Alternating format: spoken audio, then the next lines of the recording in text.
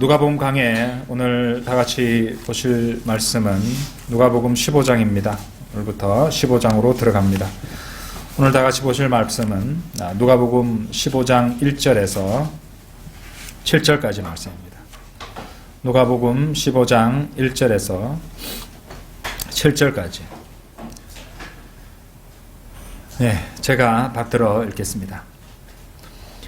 그때 모든 세리와 죄인이 주의 말씀을 들으려고 주께 다가오니 바리새인들과 서기관들이 불평하여 말하기를 이 사람은 죄인들을 영접하여 함께 음식을 먹는다고 하더라. 그러자 주께서는 그들에게 이런 비유를 말씀하시더라.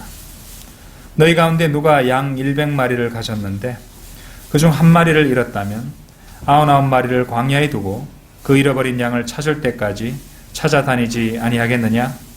그러다가 그가 그 양을 찾으면 자기 어깨에 메고 기뻐하며 집에 돌아와서는 친구들과 이웃들을 함께 불러서 말하기를 내가 잃어버린 양을 찾았으니 나와 함께 기뻐하자고 하리라. 내가 너희에게 말하노니 이와 같이 하늘에서는 회개할 필요가 없는 99명의 의인들보다 회개하는 한 사람의 죄인을 더 기뻐하리라. 오늘 드릴 말씀 제목은 잃어버린 양의 비유입니다. 잃어버린 양의 비유라는 제목으로 말씀을 드리겠습니다. 1절부터 보시죠. 그때 모든 세리와 죄인이 주의 말씀을 들으려고 주께 다가오니. 모든 세리와 죄인이 이래 되어 있습니다. 여기 죄인이 이제 영어로 하면 복수들이겠죠. 죄인들이 이 말입니다. 우리 복음서에 나오는 이 죄인들이라는 그 단어가 가지는 용례에 대해서 앞서 그 1장 6절이나 5장 30절 32절, 7장 37절, 38절을 공부할 때 이미 논한 바가 있습니다. 사복음서는 여전히 구약적인 상황이었죠. 그래서 바리새인들은 서기관 또 그리고 서기관들과 더불어서 바리새인들은 이 세리와 창녀들을 죄인이라고 손가락질했습니다. 그런데 그것은 상대적인 개념에서 그러하다고 설명을 드렸습니다. 신약은 로마서 3장 10절에서 의인은 없나니 없도다. 한 사람도 없도다. 이렇게 선포하고 있기 때문이죠. 그러니까 상대적으로 자신들이 그들보다 더 깨끗하고 의롭다고 그런 의미에서 이제 그렇게 말하고 있었던 것이고 또 실제로 구약 사람들을 갖다가 이제 의롭다고 주님께서 말씀해 주신 것은 그런 상대적인 의미에서 그렇게 말씀을 해 주셨던 것입니다. 절대적으로 어렵다는 그런 뜻은 아니었던 것이죠. 그래서 여기 나오는 이 죄인이라는 개념은요, 아주 사악하고 나쁜 사람들, 그러니까 도둑들이라든지 고리 대금업자라든지 창녀라든지 살인자 이런 부류를 가리키는 것이라는 것을 아셔야 됩니다. 자, 2절을 보시기 바랍니다. 바리새인들과 서기관들이 불평하여 말하기를 이 부분을 잘 보세요. 이 사람은 죄인들을 영접하여 함께 음식을 먹는다고 하더라. 이 사람은 죄인들을 영접하여. 이 말씀은요, 굉장히 중요한 말씀입니다. 왜냐하면 우리가 방금 이 말씀만 가지고도 엄청나게 큰 은혜와 또 축복을, 복을 받을 수 있기 때문이죠. 왜냐하면 로마서 3장 10절에서 23절을 읽어보시면은 여러분과 저를 포함해서 모두가 죄인입니다. 그렇죠? 그런데 이 사람은 죄인들을 영접하여라는 이 말씀은 우리가 볼 때에 엄청난 말씀이 되는 것이기 때문입니다. 여러분도 죄인이고 저도 죄인이라면은 그리고 그렇다면 예수님께서 이 죄인들을 영접해 주신다는 거잖아요. 그렇죠? 그러면 바꿔 말한다면은 만일 이제 이 말씀을 듣는 사람들 가운데 나는 죄인이 아니다 이렇게 생각하는 분이 있다면요. 예수님은 그 사람은 영접하지 않으신다는 말이 되어버리잖아요. 그죠? 이 사람은 죄인들을 영접하여라고 말씀하셨으니까요. 이 말씀대로 예수 그리스도께서는 이 죄악으로 가득 찬 죄인을 받아주십니다. 로마서 5장 8절에서는 우리가 아직 죄인이었을 때 그리스도께서 우리를 위하여 죽으심으로써 하나님께서는 우리를 향한 그의 사랑을 나타내셨느니라 이래 말씀하세요. 그러니까 만일 여러분 중에 나는 죄인이 아니다라고 생각하는 사람이 있다면 예수님께서는, 그리스도께서는 그 사람을 위해서는 죽은 것이 아닌 것이 되기 때문입니다. 왜? 성경은 우리가 아직 죄인이었을 때 그리스도께서 우리를 위하여 죽으셨다고 로마서 5장 8절에서 말씀하시는 것이죠. 다시 이제 누가복음 15장 2절을 보십시오. 이 사람은 죄인들을 영접하여 함께 음식을 먹는다고 하더라. 이와 관련한 예와 한 가지 설명해 드리겠습니다. 미국에서 있었던 일이라고 그래요. 한 소녀가 여름 성경학교를 마치고 집으로 돌아왔다고 합니다. 그래서 어머니가 그 아이 이름이 에디스라는 애예요. 에디스, 오늘 성경학교 재밌었니? 어땠어? 그러니까 그 아이가, 에디스라는 아이가, 엄마 정말 재밌었어요. 정말 좋았어요. 무엇에 관한 공부였지? 엄마가 물었어요. 그러니까 에디스가 이렇게 말했다고 합니다. 저에 관한 공부였어요. 뭐라고? 성경에 에디스는 나오지 않는데 어떻게 해서 너에 관한 공부를 했다고 그러니? 있어요, 엄마. 우리가 오늘 배운 구절에는 예수님이 죄인들을 영접하신다고 했는데 죄인들 중에 에디스도 있거든요. 그렇게 말했다고 합니다. 여러분 어떻게 생각하십니까? 저는 그 말에 100번이고 아멘입니다. 그죠? 예, 100번이고 아멘입니다. 왜? 죄인들 가운데 저도 있기 때문에 그렇죠. 그래서 예수님께서는 죄인인 저도 받아주셨기 때문입니다.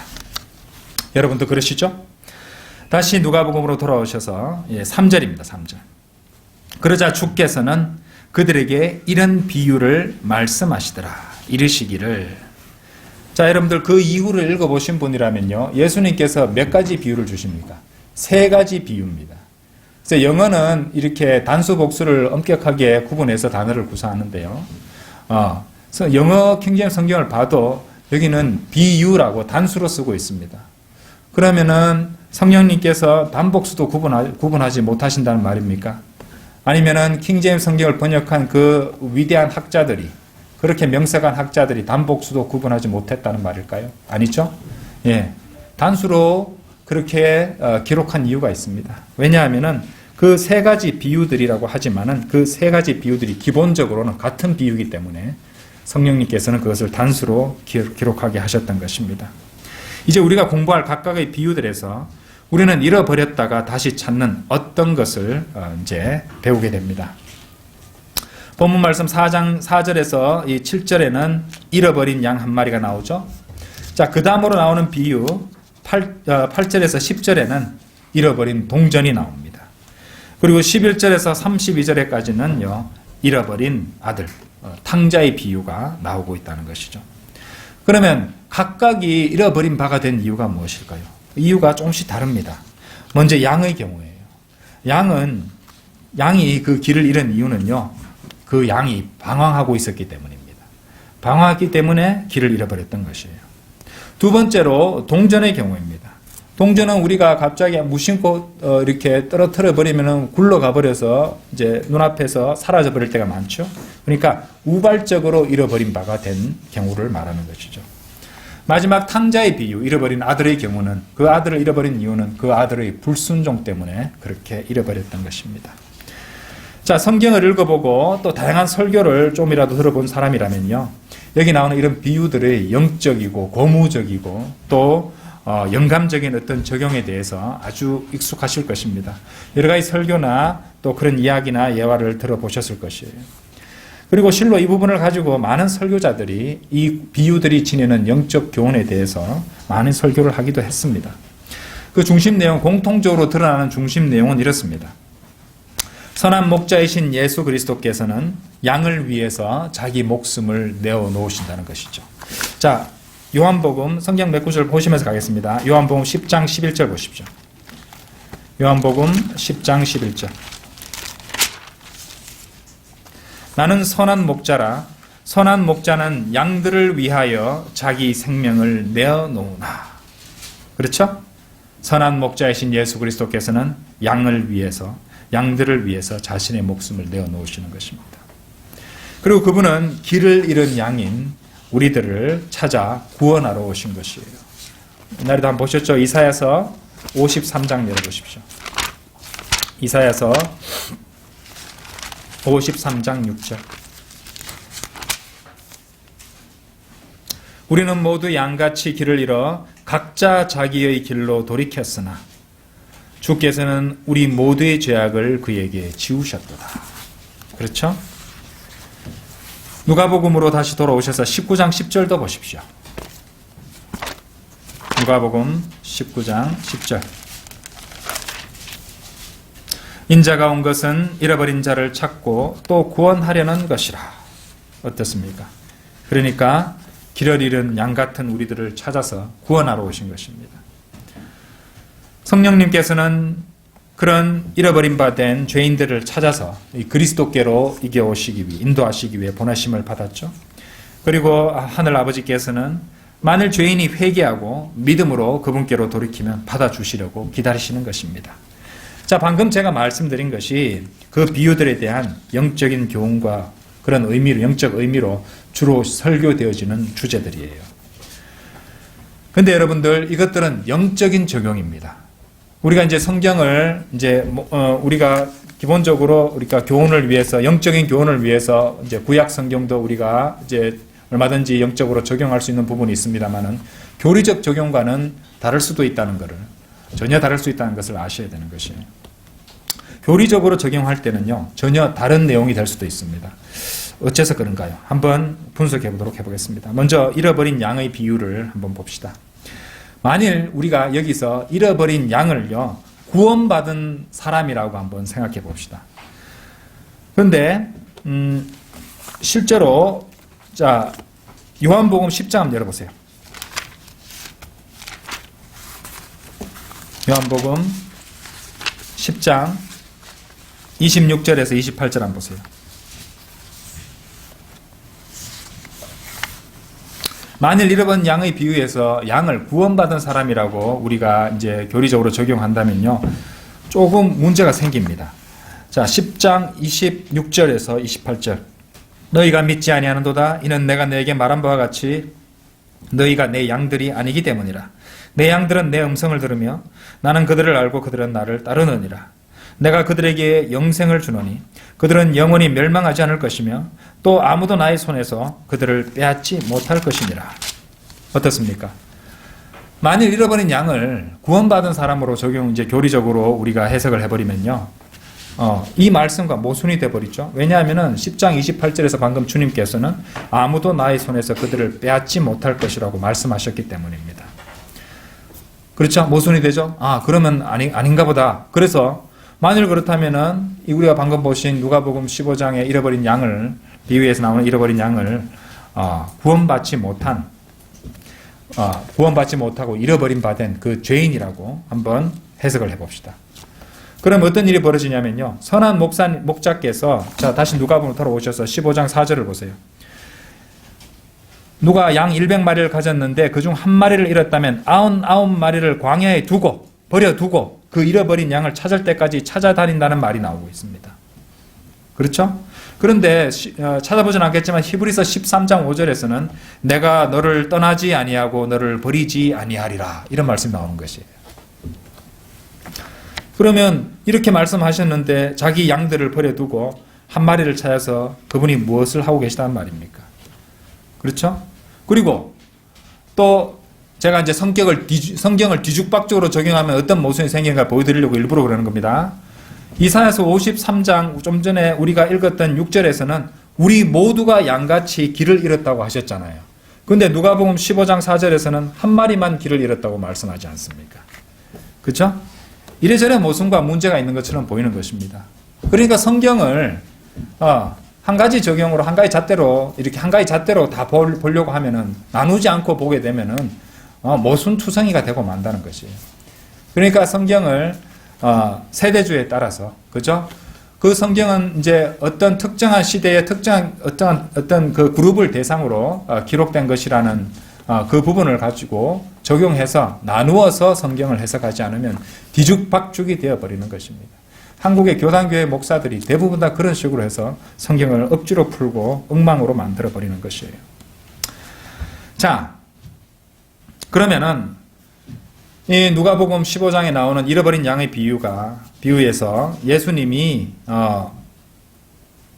이제 주시는 비유에서 그 잃어버린 양이 교리적으로 보았을 때 구원받은 사람도 아니고 구원받지 않은 사람도 아니라면 도대체 누구를 가리키고 있는 것일까요? 자, 성경을 성경으로 또 해석해 보도록 하겠습니다. 시편 100편 한번 열어보십시오. 시편 100편. 자, 시편 100편 3절입니다. 너희는 주 그가 하나님이심을 알라. 우리를 지으신 분은 우리들 자신이 아니라 그분이시라. 우리는 그의 백성이니 그의 초장에 뭐라고요? 양이로다. 이래 말씀하십니다. 그렇죠? 이 시편 말씀은 1차적으로 이스라엘 백성을 가리키는 말씀이죠. 그렇죠? 예. 구약에서 하나님의 백성이 바로 이스라엘입니다. 역대기야 7장 14절에서도 이런 말씀이 나옵니다. 내 이름으로 불리는 내 백성이 겸손해지고 기도하며 내 얼굴을 찾고 그들이 악한 길에서 돌이키면 내가 하늘에서 듣고 그들의 죄를 용서하며 그들의 땅을 치유하리라. 그러므로 그들은 그분의 양들이고 이스라엘 백성 말입니다. 그리고 하나님께서는 에스겔서 34장에서와 같이 그들을 가리켜서 내 양물이라고 그렇게 부르시는 것입니다. 따라서 이 비유는 교리적으로 유대인들 중에 한 무리, 그러니까 2절에 나오듯이 바리새인들과 서기관들이 이제 그 전에 그리스도께로 온 다른 무리인 세리들과 죄인들에 대해서 불평한 것에 대해서 그것에 대한 응답으로서 주신 것임을 1차적으로 아셔야 됩니다. 교리적으로는. 그렇죠? 이게 이해되시죠? 예수님은 바리새인들과 서기관들에게 마태복음 10장 6절에 나오는 표현대로 이스라엘 집의 잃어버린 양들에 대한 그분의 목적과 사명에 대해서 설명해 주고 계시는 것이에요. 그러니까 이제 교리적으로 직접적으로는 이 잃어버린 양의 비유는 1차적으로 이스라엘 백성을 가리키고 있는 것을 이스라엘 집의 잃어버린 양들을 가리키고 있다는 것이라고 이해하시면 됩니다. 성도 여러분, 그런데 우리가 지금 공부하고 있는 이 비유를 가지고 구원에 대한 설교를 하는 것은요, 전혀 문제될 것이 없습니다. 얼마든지 영적으로도 적용할 수 있다는 것이에요. 교리적으로 할 때는 우리가 분명히 나눠서 봐야 된다는 것입니다. 그렇죠? 실로 러크만 목사님 경우도 양떼에서 죄송합니다. 홀로 떨어져 나온 양을 목자가 가서 구해오는 그런 이야기를 어린 양의 시각으로 이렇게 재구성한 눈송이라는 제목의 그런 여름 성경학교 학생들을 위한 설교를 하신 적이 있다고 주석서에 기록되어 있습니다. 그처럼 이 비유는 아주 훌륭한 설교 재료가 될 수 있다는 것이죠.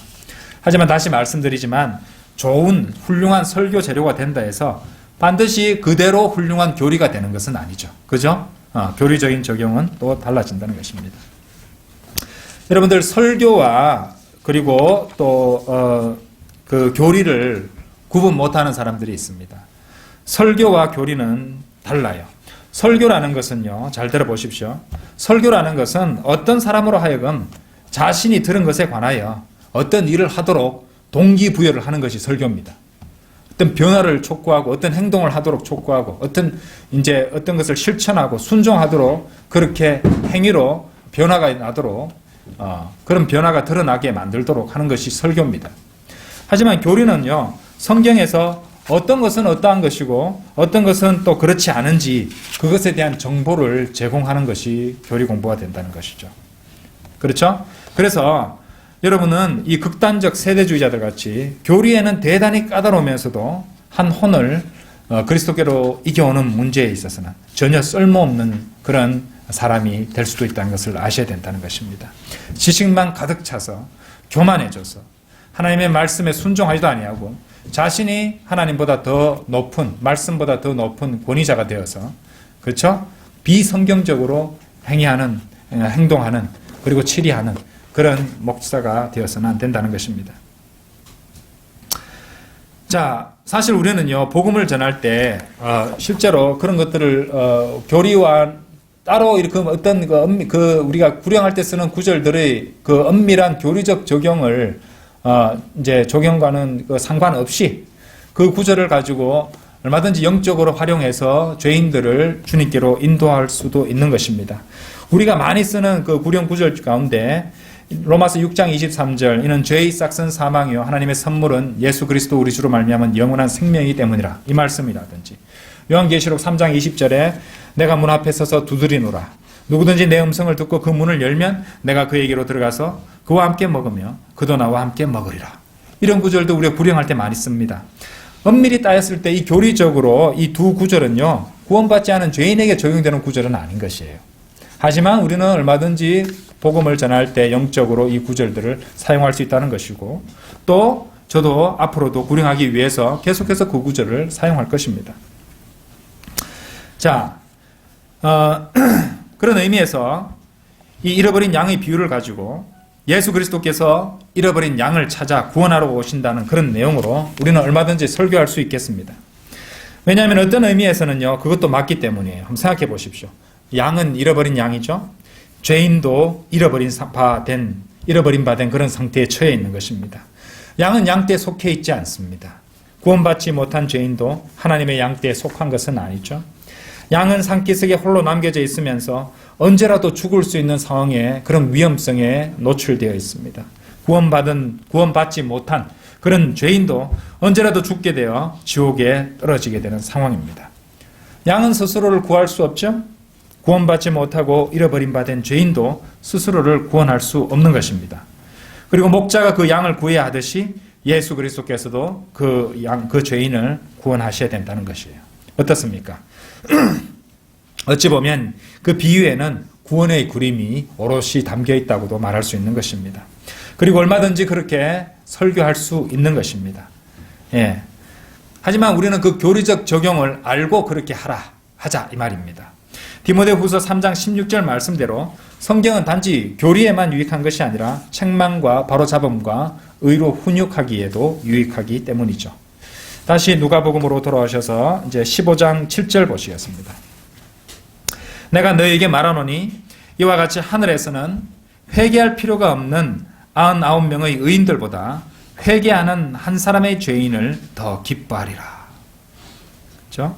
다시 반복되는 말씀이지만 이 말씀의 직접적인 적용으로 볼 때 7절에 나오는 죄인은 앞서 보셨던 1, 2절에 나오는 그런 사악한 사람들을 가리키는 것이고, 또 의인들은 스스로를 율법을 잘 지키고 있기 때문에 자신들은 전혀 회개할 필요가 없다, 회개할 것이 없다라고 생각하고 있던 그런 서기관들, 바리새인들이 될 것입니다. 하지만 우리는 이 말씀에 나오는 죄인을 구원받게 되는 어느 죄인에게라도 적용할 수 있습니다. 자, 다 같이 데살로니가전서 2장 19절 한번 보시겠습니다. 데살로니가전서 2장 19절.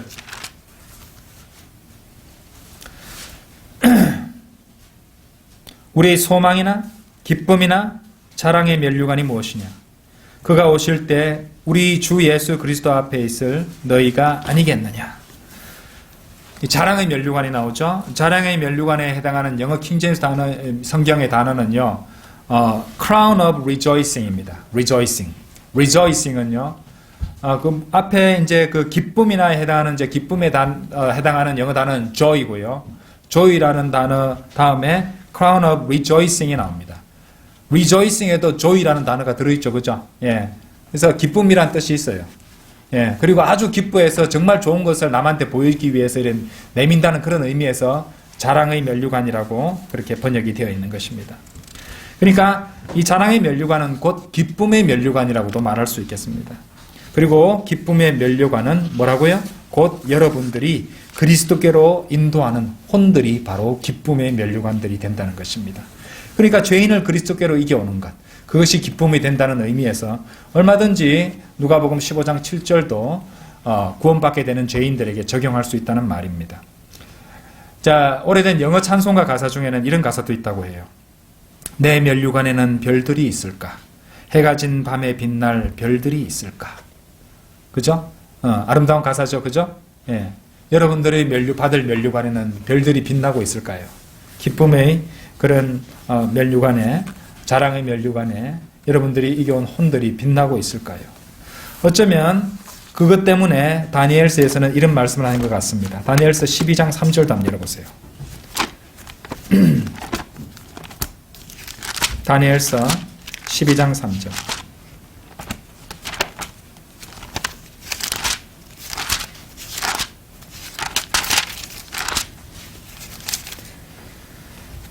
현명한 자들은 창공의 광명처럼 빛날 것이요 많은 사람을 의로 돌이키는 자들은 뭐라고요? 별들처럼 영원 무궁토록 빛나리라. 그렇죠? 예. 그 면류관에 박힐 보석들이 막 빛나서 별들처럼 빛난다는 그런 의미로도 해석할 수 있지 않을까 생각합니다. 자, 그래서 구령자의 면류관, 자랑의 면류관, 곧 기쁨의 면류관이라고 불리우는 이유는요, 여러분이 한 혼을 그리스도로 인도할 때 그것이야말로 하늘에서 기쁨이 되는 일이기 때문에 그렇습니다. 만일 여러분들 중에 세상적인 그런 마음가짐, 세상적인 마인셋을 가지고 있는 분이 있다면요, 그 사람은 결코 그 점을 이해할 수 없을 것입니다. 한 명 구령했는 게 뭐가 그리 대수라고 하늘에서 엄청난 기쁨이 된다는 것인가? 생각해 보십시오. 이런 경우를 한번 생각해 보십시오. 어떤 나라가 갑자기 다른 나라를 침공합니다. 미사일을 쏘고 폭격기가 뜨고 전투기가 뜨고 폭탄을 투하하고 총알이 빗발치는 상황이 발생했다고 칩시다. 그렇게 되면요, 전 세계 언론은 대서특필하면서 특종이라고 하면서, 그죠? 엄청나게 자극적인 표현을 써가지고 신문마다 뭐 전쟁, 비극의 시작, 그렇죠? 뭐 이런 식으로 자극적인 표현을 써가지고 대서특필할 것입니다. 그런데 하늘에 있는 천사들이 그것을 보고 어떻게 할까요? 하늘에 있는 천사들은요, 그것을 보면서 하품을 하면서 이렇게 말할 겁니다. 또 시작했네. 별것 아니다는 뜻이 말입니다. 왜 그럴까요? 하늘에 있는 천사들은요, 인간 역사를 다 지켜봐 왔을 것입니다. 그렇죠? 카인이 아벨을 때려서 죽인 이래로 러커만 목사님에 따르면요, 평균 9개월마다 한 번씩 전쟁이 있었다고 합니다. 인류 역사에. 그러니까 천사들에게 있어서 전쟁 같은 것 일어나는 일은 그리 대단한 일이 아닙니다. 그러면 하늘에서 특종이 되는 일이 무엇일까요? 무슨 일이 특종이 될까요? 특종이 되는 일은요, 복음 설교를 하고 초청 시간에 그 통로를 통해서 나와서 예수 그리스도를 죄인이 영접하고 구원받을 때, 그때 하늘에는 특종이 되는 것이에요. 그때는 하늘에서 엄청난 외침이 터져 나오는 것입니다. 호회요 호회, 모두들 이 소식을 읽어보십시오. 이제 막 죄인 하나가 사망해서 생명으로 옮겨졌습니다. 이런 외침이 터져 나오면서 전부 다 엄청 흥분하고 기뻐하고 박수를 치고 환호성을 지르게 될 것입니다. 여러분들이 거리 설교 나가서 거리에서 한 혼을 주님께로 인도했을 때, 그 죄인이 예수 그리스도를 자신의 주님으로 영접했을 때, 그때 하늘에서는 엄청나게 큰 환호 소리와 함께 더불어서 뛰면서 즐거워하는, 박수치는 소리가 들려오게 될 것입니다. 그런데 하늘에서 그렇게 엄청나게 축하하고 대서특필하는 일이 벌어지는 동안 이 아래 땅 위에 일간지들이라든지 잡지들에서, 그리고 뉴스 미디어에서는 죄인 한 명이 구원받는다에 대해서, 받는 일에 대해서 단 한 줄이나 단 1초도 보도하는 법이 없습니다. 그죠? 여러분 어떻게 생각하십니까? 여러분 하늘의 시민이시죠? 하늘의 시민이면서 하늘에서 생각하는 방식으로 생각해야죠. 그죠? 하늘 시민으로서 하늘에서 생각하는 방식으로 생각을 하고, 동시에 이 땅에 속한 사람으로서 이 땅의 일들을 생각하는 그런 마음가짐으로 또 살 수는 없는 것입니다. 양자택일이에요. 여러분은 어느 쪽이십니까? 어느 쪽이십니까? 하늘을 우러르며 하늘에서와 같이 생각하십니까? 아니면 땅 위에 쓰레기 더미들을 내려다보면서 세상처럼 생각하고 계십니까? 둘 중에 하나를 선택해 보시라는 것입니다. 그렇죠? 우리는 그래서 복음을 전파해야 됩니다. 더욱더 하늘에서 큰 기쁨이 생겨나도록 복음을 전파해서 죄인들을 이겨와야 할 것입니다. 자, 한 가지만 더 말씀드리겠습니다. 누가복음 15장 7절은요, 우리가 아주 깊이 그리고 진지하게 생각해 볼 때 구원의 영원한 보장에 대한 또 위대한 구절이 될 수도 있습니다. 왜냐하면요, 만일 사람이 한 번 받은 구원을 잃어버릴 수 있다면, 이 은혜 시대에 한 번 받은 구원을 잃어버릴 수 있다면, 그러니까 어떤 사람이 자신의 구원을 상실하고 회개해서 다시 구원받는 것이 하늘에서는 계속 구원을 잃지 않고 갖고 있는 사람들보다 더 큰 기쁨이 된다는 말이 되고 말잖아요. 이렇게 해석해 버리면요, 방언도 안 나오고 또 신비한 체험도 사라져서 구원을 잃었다고 생각하면서 은사주의 집회 때 다시 구원을 받아 평균적으로 5번씩 구원받는 그런 비성경적인 은사주의자가 우리처럼 한 번 받은 구원의 영원한 보장을 믿고 또 영원히 보장되는 바이블 빌리버들보다 하늘에서는 더 큰 기쁨이 된다는 말이 되고 말잖아요. 어불성설이죠? 그렇죠? 은사주의자들은 이처럼 어리석게 그렇게 자신의 구원을 매번 잃어버렸다가 얻고 온다는 것이죠. 한 번 받은 구원은 영원한 것인데 말입니다. 자, 오늘 이 누가복음 15장 1절에서 이 7절까지에 나오는 잃어버린 양의 비유를 우리는 오늘 자세히 공부해 보았습니다. 교리적으로 이스라엘 백성에게 적용된다는 것이지만 얼마든지 영적으로 잃어버린 죄인이 구원받는 문제로 우리가 설교도 할 수 있고 이해도 할 수 있다고 말씀드렸습니다. 무엇보다도 죄인이 한 명이 회개하게 되고 구원받게 되면 하늘에는 천사들이 엄청나게 기뻐한다고 그랬어요. 천사들이 다 기뻐하는데 하늘 아버지께서 기뻐하시지 않겠습니까? 하나님께서는 더욱더 기뻐하시는 것이죠. 주님께서 기뻐하시는 일들을 해서 기쁨의 면류관, 자랑의 면류관을 받는 우리 모든 성도가 되었으면 합니다. 다 같이 기도드리겠습니다.